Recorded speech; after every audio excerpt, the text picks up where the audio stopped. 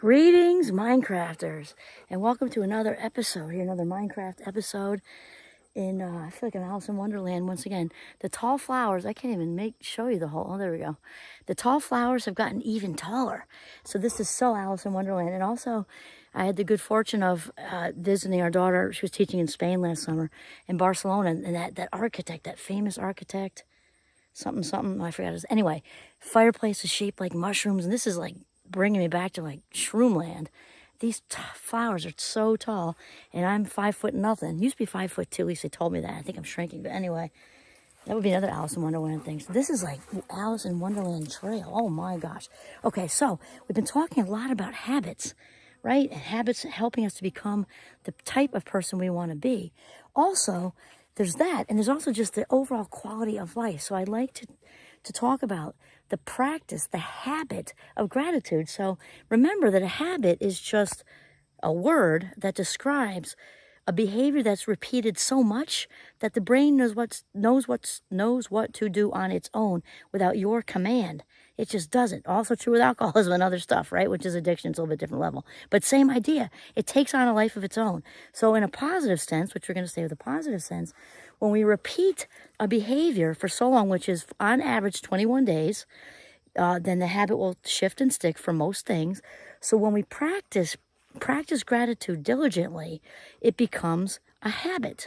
And again, once that habit is a habit, it's automatic. Do we still have to practice it? Yes. And does it take less effort? Absolutely. I've been writing my gratitude journal for years. I filled up tons of them. And I grab it, and sometimes I'm halfway through it, I'm like, oh, autopilot there for a brief second. And I try to be mindful of it, but sometimes it's so automatic that I pull myself back in, like right in there, being fully mindful of what I'm grateful for. So here's the thing. Also, what we practice, I feel a sneeze coming. Probably because I'm surrounded by goldenrod. Not the Rona. It's tall flowers, which are very beautiful. Anyway, so like I told you, I had the 20-second rule. We want to keep the gratitude journal easy to reach, because otherwise we have to go looking for it. It's like, manyan, I'm not going to do it. Mine is on the windowsill, so I just grab it, and it literally, as I mentioned to you, when I put in my hot tea in the microwave, I often have finished the I'm grateful for before it even beeps. It's also very important to keep this doable and reachable. And this came from Marty Seligman way back when, father of positive psychology. And he does a little bit more with it. I simplified it for my students because I want them to be successful. I want it to become a habit. I want them to live a gratitude lifestyle. So rather than, he does a little bit more, which is great, but we keep it simple. So it's literally, I am grateful for tall flowers. I am grateful for little Giovanni. I am grateful for my partner, my health, my financial situation. I'm grateful for my, whatever, that the meeting went well yesterday that I was so nervous about, whatever. And we keep it simple. If you want to write more, go ahead. But remember to keep the bar super low, because the neurons need to know what to do. The words I am grateful for are extremely important. If you want to switch it to thankful, that's okay, as long as you keep it the same. But it can't just be 1, my family, 2, my health, 3, my golden retriever. No. He says, I should be first, Mommy. I know.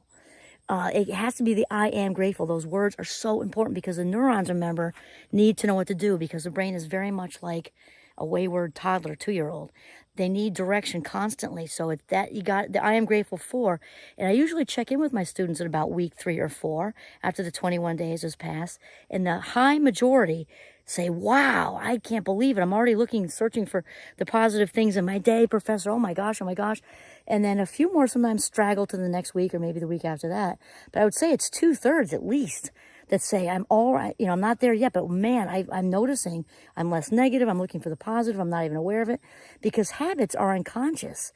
So primarily unconscious, kind of like that iceberg thing, like Titanic, and we don't want to use that example. Anyway, iceberg, just the tip. The rest of it is in the unconscious. So you're building that in the unconscious mind. So practicing gratitude creates a habit of gratitude, which will then have you automatically seeing the positive in your day, searching for and finding positive things, the small things.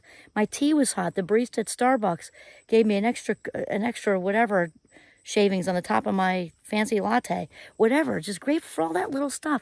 And I also hear my students by the end of Minecraft, the end of the semester, some of their gratitude stuff, because they share. We do a go around every single day. it'll be like the big stuff that I'm here at college. Good. I mean, all of it's good. By the end, they're talking about the hot coffee. They're talking about taco night at the cafeteria. They're talking about the person who just joined their friends group who didn't have any friends, and now they're so happy to meet this person. Like, it gets simple and deep. It sounds contradictory, but it really isn't, actually. And so the whole thing is to develop a gratitude lifestyle. It takes basic grit, just old-fashioned grit, kind of like the getting up to go outside and walk. It's not different. And so the gratitude journal. So you might be saying, "Why say it? I say these things in the car on the way to work." Not enough. That's good. Keep doing that too, but not enough. The power of the written word is so much more powerful than just saying it. Saying it can be extra. I say it because I send the good vibes and pray all day long. But the actual writing in the morning is huge. And the advantage of that too is you can go back and see later on, how you've kind of grown, I guess. And the gratitude thing, I'm going to get into this more when I think I'm going to take the goats out and talk more about the actual lifestyle piece. This is the habit part. But any of you who are wrestling with anxiety or depression, and this also brings in mindfulness, and we're going to expand this in the next video.